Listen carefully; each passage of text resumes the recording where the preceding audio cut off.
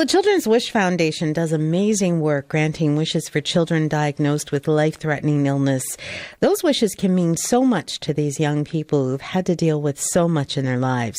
But those wishes often cost a lot of money, and so fundraising is vital. One of the big fundraisers is coming up tomorrow.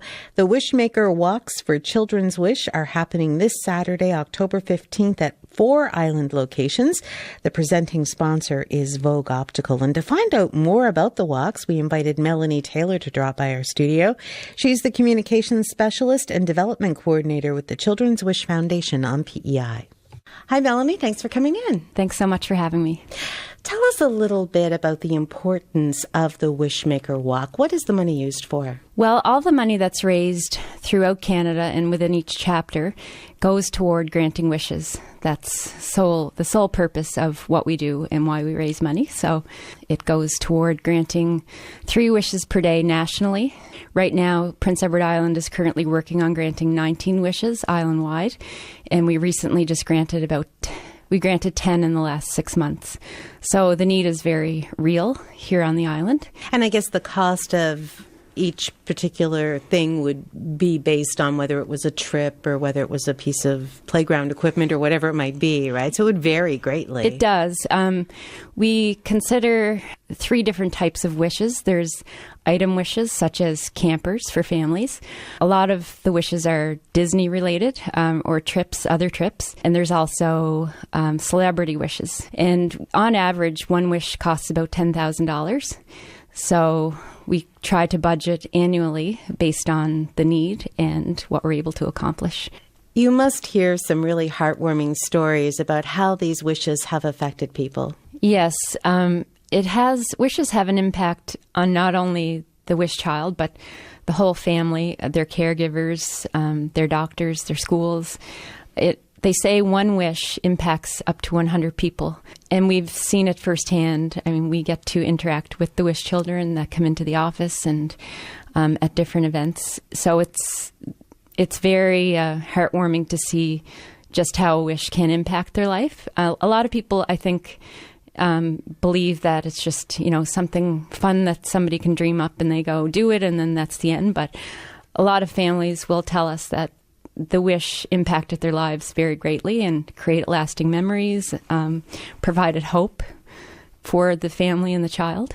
And some great photos that come from those wishes too, isn't it? Yeah, like we love to see those. The face light up. And speaking of that, your walk marshal this year, there's a fabulous photo of him at Disney World. Tell us about that. The walk marshal this year is Dexter McConnell. He's 6 years old. He was born with some life-threatening conditions. Microdeletion of chromosome 1 is what it's considered, which caused a disease called Hirschsprung's disease, which is related to the bowel. So he's had some very difficult challenges for sure and surgeries. And he had his wish in February of this year.